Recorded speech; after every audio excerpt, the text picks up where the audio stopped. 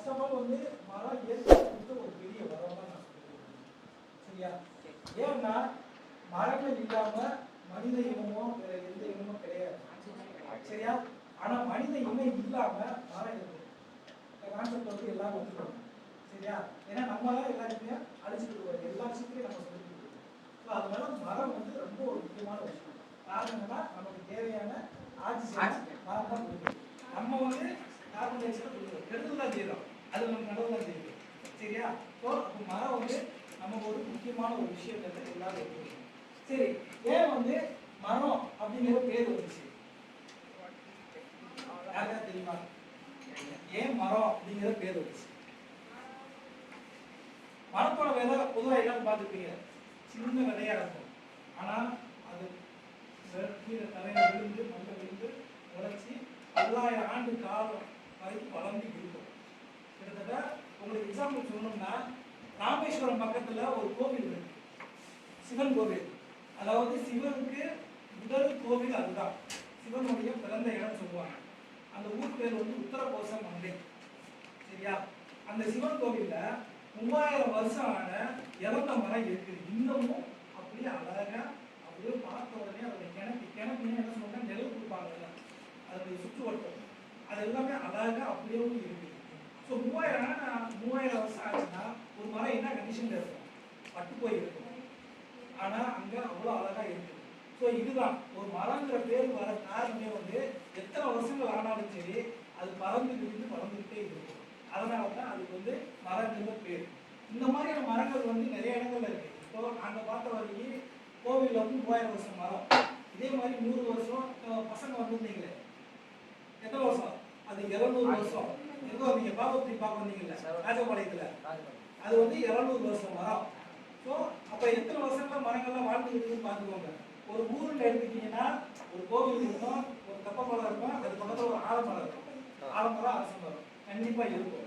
அந்த ஆலமரம் அரச மரம் எப்படி இருக்கும்? பார்க்கறதுக்கு பிரம்மாண்டமா இருக்கும். ஸோ ஒரு ஊருக்கே அளவு வந்து கோவில், கப்பமரம், மரங்கள் மட்டும்தான். சரிங்களா? ஸோ அதுதான் மரங்கிற பேரே வந்துருக்கு.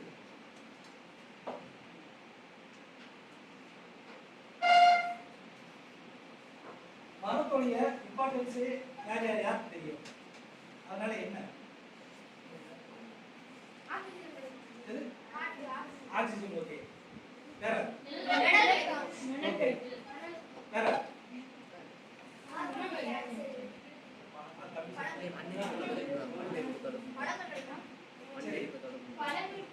சொல்லு அதாவது ஒரு மரம் வந்து அதோட வேலை என்னன்னா சாயில் எரோஷன். பாரு, மண்ணரிப்பு. மழை பெய்யுதுன்னா அந்த இடத்துல இருக்க மண்ணெல்லாம் அரிச்சிட்டு போயிடும். அந்த இடங்கள்ல மரங்கள் இருந்ததுன்னா அந்த மரம் இருக்கிற இடங்கள்ல மண்ணை அரிக்காது. ஸோ அந்த இடத்துல இருக்க ஒரு மண்ணுடைய வளத்தை வந்து செலுத்தாம மண்ணரிப்பை தடுத்து நிறுத்துறது தான் சாயில் எரோஷன். அதுக்கு வந்து மரங்கள் வந்து முக்கிய பங்களிப்பு. இன்னொன்று வந்து பொல்யூஷன். ரோட் சைடு போகும்போது 2 திக்கு மரத்தை பார்த்தீங்கன்னா டஸ்ட் படிச்சிருக்கும். பார்த்துருக்கீங்களா? லூஸ் படிச்சிருக்கும். அந்த மரமே இல்லாட்டினா நம்ம நிலைமை எப்படி இருக்கும்? அந்த டஸ்டெல்லாம் நம்ம சுவாசிட்டு எல்லாருக்கும் ஹார்ட் அட்டாக் தான் வரும். சரியா? ஸோ அதை எல்லாமே மரங்கள் வந்து ஏற்படுத்தி இருக்கு. நமக்கு வரக்கூடிய பாதிப்பு எல்லாத்தையுமே நம்ம மரங்கள் தான் ஏற்படுத்தி இருக்கு. ஆனால் நம்ம என்ன செய்யறோம்? மரத்தை வெட்டிடுறோம். ஏன் இருக்குன்னா நீங்கள் வெட்டிடுறோம். சரியா? கேட்டால் பிறகு அது கொண்டு போயிடும். அது வந்து வேறு விஷயம் அவ்வளோ எக்ஸ்டன் பண்ணுறோம். அது வந்து அந்த ஒரு கான்செப்டாக போயிடும். ஆனால் இனிமேலாவது யாராவது மரங்களை வெட்டுறதை இல்லைன்னா ஏன் வெட்டுறீங்க, எதுக்கு வெட்டுறீங்கன்னு கேளுங்க. என்ன ஒரு கான்செப்ட் தாண்டி வெட்டுறீங்க? மரம் நல்லா தானே இருக்குது, ஏன் வெட்டுறீங்க மரத்தை அப்படிங்கிற யாராவது ஒரு கேள்வி கேட்டீங்கன்னா அது அவங்களுக்கு ஒரு புரிதல் ஏற்படும். சரிங்களா? பொதுவாக மரங்களுடைய மறுவளர்ச்சினாலேயும் அதோடைய பாகங்கள் தான். எல்லாருக்கும் உங்களுக்கு மரங்கள்ல என்னென்ன பாகம் இருக்குன்னு உங்களுக்கு தெரியும். எல்லாருக்கும் ஃப்ரூட்ஸ் இருக்கும், இலைகள் இருக்கும், அப்புறம் வந்து வேர் இருக்கும், பூ இருக்கும், தண்டு இருக்கும், எல்லாமே. ஸோ உங்களுக்கு அதை பற்றி எல்லாமே தெரியும். ஓகேவா?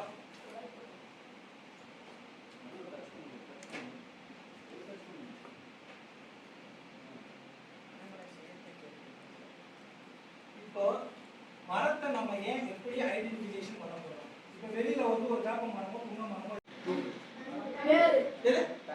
கண்டு போகுது,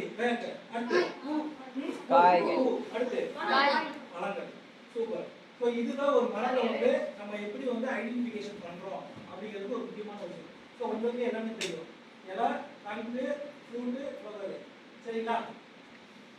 இதுக்கு அடுத்து இது இலை. ஒரு மரத்தோட இலையில வந்து என்னென்னலாம் இருக்கும் அப்படிங்கிறது வெளிப்பகுதி, இது வந்து இந்த மையம், இது வந்து ஓரப்பகுதி மார்ஜினு, இது வெயின்ஸ் உள்ள அந்த நரம்பு மாதிரி இருக்குல்ல, இது வந்து மார்ஜினு, இது வந்து இந்த சென்டரில் வர்றது வந்து விட்டுன்னு சொல்லுவாங்க.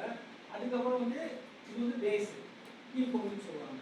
ஸோ இதெல்லாம் ஒரு இலையில இருக்கக்கூடிய பார்ட்ஸ் தான் இதெல்லாம். சரிங்களா?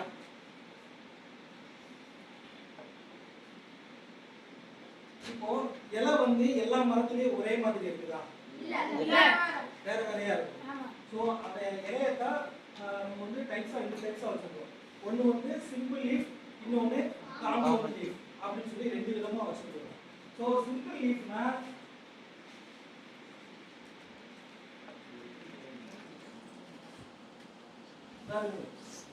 இது டிஃபரெண்ட் லீஃப் டைப், இது எல்லாமே இருக்கும். சரிங்களா? இது என்ன மரம் உங்களுக்கு எல்லாருக்கும் தெரியுமா? Very good. சரியா? இந்த வாழை மரத்தோட இலை வந்து அதனுடைய பிரான்ச்ல இருந்து டைரக்டா வளரும். பாத்துருக்கீங்களா? நான் வெளியில காட்டுறேன் உங்களுக்கு. ஸோ அந்த மாதிரி சிங்கிள் இலையா இருந்ததுன்னா அது வந்து சிங்கிள் லீஃப். Simple leaf. ஓகேவா? Simple leaf. ஸோ மற்றபடி இந்த மாதிரி கூட்டமா இருந்ததுன்னா இது எல்லாமே காம்பவுண்ட் லீஃப். சரிங்களா? காம்பவுண்ட் ஏற்கனவே எப்போ சொன்னாங்க உங்களுக்கு? பேர்ட் இதுல சொல்லிருக்காங்க, பட்டர்ஃப்ளைஸ்ல இதுல டிராகன் ஃபிளைல சொல்லிருக்காங்க. தட்டம்பூச்சி கண்ணு கூட்டமா இருந்ததுன்னா காம்பவுண்ட் லைன் சொல்லிருக்காங்கல்ல, அதே மாதிரி இதுதான் நிறைய இருந்ததுன்னா அது எல்லாமே காம்பவுண்ட் லீஃப். ஓகேவா?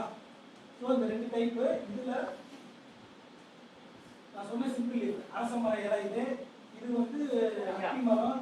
ஸோ இது எல்லாமே சிம்பிள் லீஃப் டைப். இது எல்லாமே இந்த ஆளுக்கு வேப்ப மர இலை பார்த்துருப்பீங்க. அந்த வேப்ப மர இலையில இந்த மாதிரி இருக்கும்.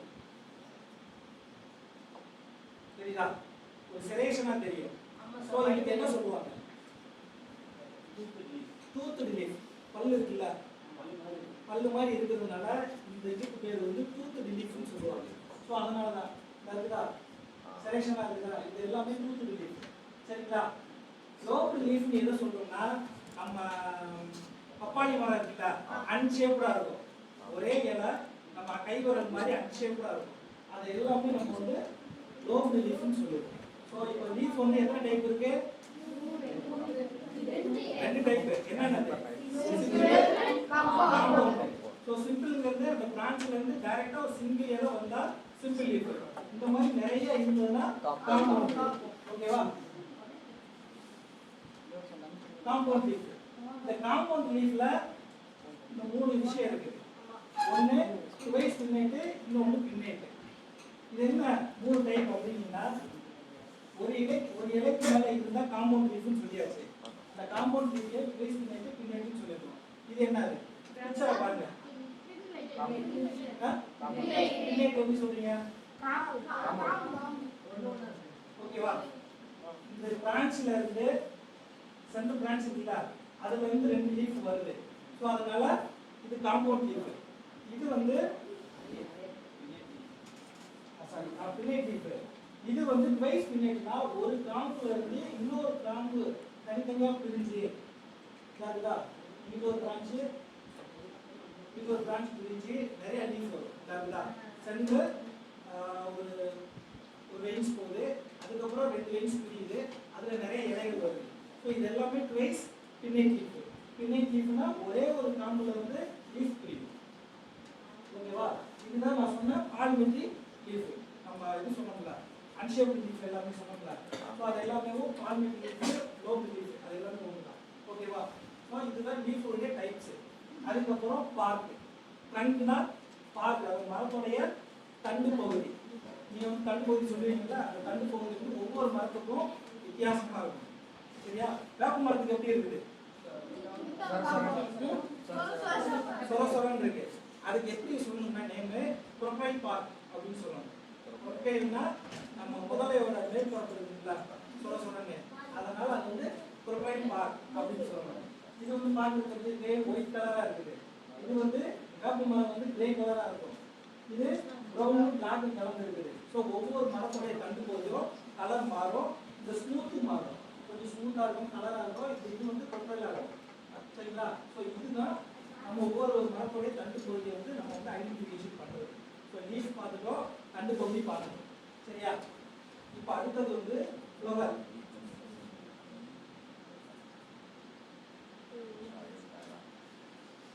இப்போதைக்கு நீங்க இந்த ரெண்டு கூட தெரிஞ்சுக்கிட்டா ஓகே தான்.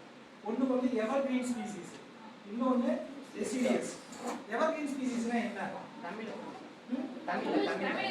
ஓகே. தமிழ்ல வந்து பசுமை மாறா மரங்கள், இன்னொன்று இலையுதிர் மரங்கள், ரெண்டு இருக்குது. பசுமை மாறா மரங்கள்னா உங்க கேம்பஸ்க்குள்ள எனக்கு தெரிஞ்சு ஒரு மரம் இருக்குது. இப்போ நாம நட்டுட்டு வந்தோம், அது வந்து பசுமை மாறா மரம், மகிழ மரம். சரியா? ஏன் வந்து அது பசுமை மாறா மரம் சொல்றோம்னா அது வந்து இலை வந்து அவ்வளவு சீக்கிரமா கொட்டாது. மரத்துல வருஷம் முழுக்க இலை இருந்துகிட்டே தான் இருக்கும். ஆனா அந்த டெசிடியஸ் இலையுதிர் மரங்கிறது வேப்ப மரம், இலையுதிர் மரம். பக்கத்துல ஒரு ஆவி மரம் இருக்கு, அது இலையுதிர் மரம். நம்ம நார்மலா மஞ்சள் மரம் அது இலையுதிர் மரம் தான். எல்லாமே இலையுதிர் மரம் தான். இந்த மாதிரி எவர்கிரீன் ஸ்பீசிஸ், அதாவது பசுமை மரங்கள் வந்து எங்கேயாவது 1-2 மரம் மட்டும்தான் இருக்கும். வருஷத்துல ஒரு தடவை எல்லா மரமும் கொட்டி மொட்டையா நிற்கும். ஆனா இந்த பசுமை மரங்கள் மட்டும் அப்படி கொட்டவே கொட்டாது. ஸோ அதனால தான் எவர்கிரீனும் டெசிடியஸும் சொல்றாங்க. ஓகேவா? இது இருக்கிற ஸ்பீசிஸ் நான் உங்களுக்கு சொல்றேன். நான் இந்த ரெண்டு இதுல ஒரு சில ஸ்பீசிஸ் எவர்கிரீன், இதெல்லாம் நேஷனல் ஃப்ளவர்னு சொல்லுவாங்க. இதெல்லாம் ஒரு சீக்கிரத்துல பார்த்துட்டு ரேர் ஸ்பீசிஸ், இதெல்லாம் கன்சர்ன். ஓகேவா? இது வந்து நீங்க பார்த்துருக்கீங்க மதுக்கா லைனிஃபோலியா பண்ண ஆரம்பிச்சிருக்கோம். நாங்கள் எல்லாமே டெசிடியஸ் தான். எவர்கிரீன் ஸ்பீசிஸ் நடணும் அப்படிங்கிறது ஒரு முயற்சியில் நாங்கள் இறங்கிட்டோம். இறங்கி 2000 கட்டு நாங்கள் கட்டுட்டோம். நாங்கள் இப்போ வச்சு வளர்த்துக்கிட்டு இருக்கோம். பொதுவாக மரக்கண்டு வச்சோம்னா எத்தனை நாளைக்கு ஒருக்கா தண்ணி ஊற்றுவோம்? இப்போ இதே இண்டிஜினஸ் ஸ்பீசிஸை நான் அந்த இடத்துல வச்சு 25 நாளைக்கு ஒருக்கா தண்ணி ஊற்றுறேன். எப்படி தாங்குது அந்த மரங்கள் எல்லாம்? காரணம் என்னன்னா அது எல்லாமே நம்ம நாட்டு மரங்கள். இதே எக்ஸாட்டிக் ஸ்பீசிஸ் வெளிநாட்டு மரம் வச்சோம்னா வாரத்துக்கு ஒரு தண்ணி கண்டிப்பா ஊற்றியா இருக்கும். இதுதான் இண்டிஜினஸுக்கும் எக்ஸாட்டிக் ஸ்பீசிஸுக்கும் உள்ள ஒரு வித்தியாசம். ஓகேவா? ஸோ இதுக்கப்புறம் நம்ம இப்போ ஃபீல்டில் போயிட்டு நம்ம எப்படி மரங்களை ஐடென்டிஃபிகேஷன் பண்ணலாம் அப்படிங்கிறத ஒரு சும்மா ஒரு 5 மரங்கள் மட்டும் பார்ப்போம். சரிங்களா?